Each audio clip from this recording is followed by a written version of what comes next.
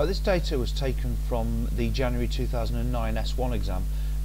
That question didn't actually ask us to draw a histogram, but I'm going to use this data to draw one. Now you'll notice firstly that I've labelled the x-axis with these strange numbers here. Where do they come from? Well, the first bar is going to be from 0 to 5, but because it's rounded to the nearest hour, it really would be from anything from 0 to 5.5. Then this one would be from 5.5 to 7.5.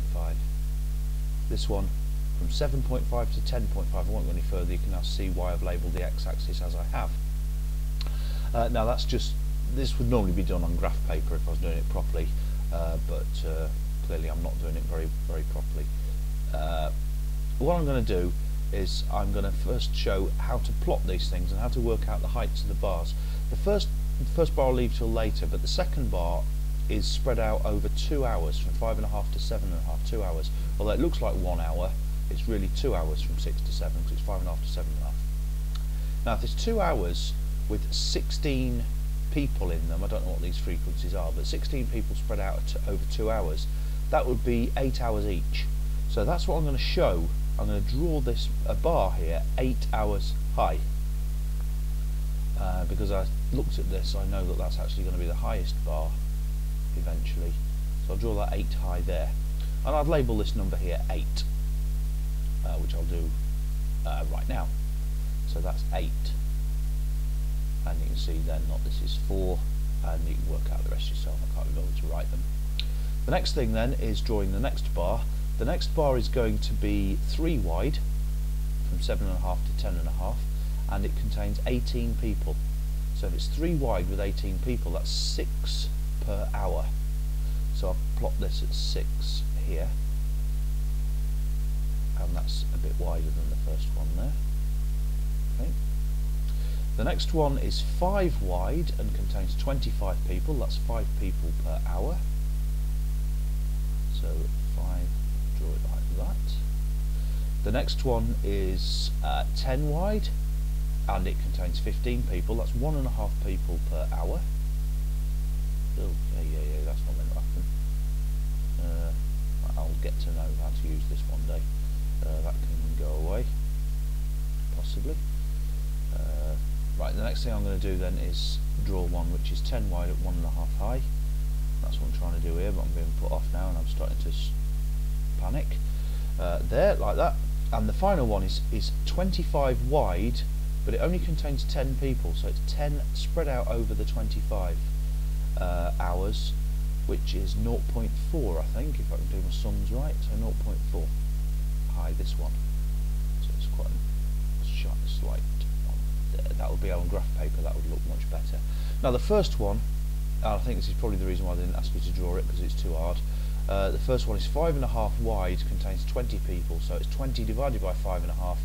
Oh god, 4 and a bit. No, is that 4 and a bit? No, 3 and a bit. A bit less than 4. 20 divided by 5.5 is probably a bit less than 4. Hopefully that's right what I'm saying here, because I can't work it out, it's too hard. And that would go like that.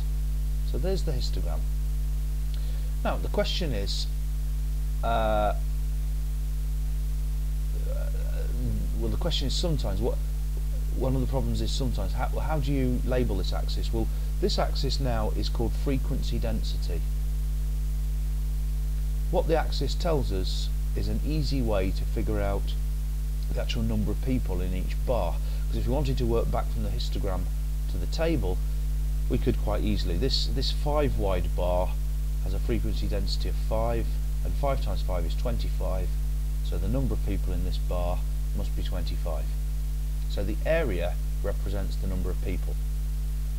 The other way of labelling the y-axis is to call it relative frequency density. And as I've written in the text, relative frequency density histograms make it easy to find probabilities rather than the actual frequencies.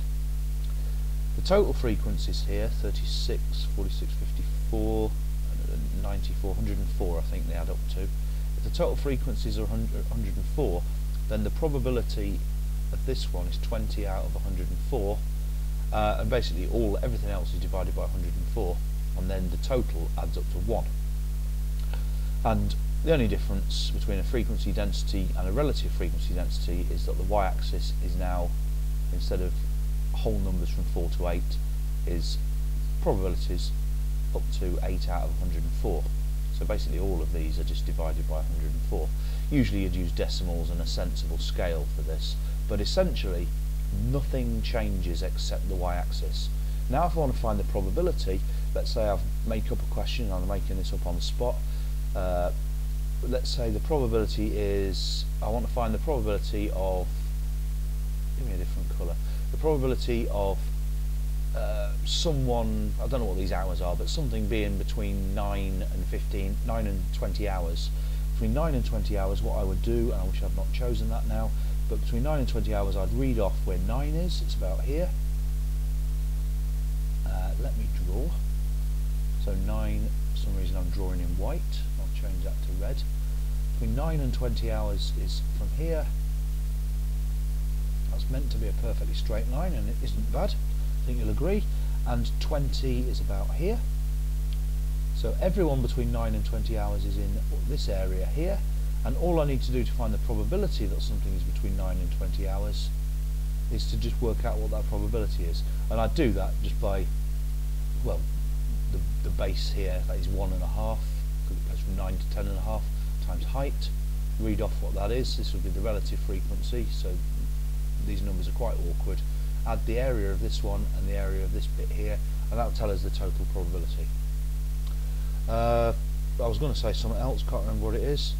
No, that's probably it. Oh yeah, one other thing. That's not the actual probability, it's an estimate for the probability. And just like at GCSE, once the data is grouped, we actually don't know exactly what it is. It could be that these 7.5 to 10.5, these 18 people between 7.5 and 10.5, it could be that they're all 7.6. We've no way of telling from this table. So we're just pretending, or assuming, it's our best assumption, that the data is spread out evenly across the class interval here, and that's why it's a mere estimate for the probability, but it's the best we can do, I'm afraid.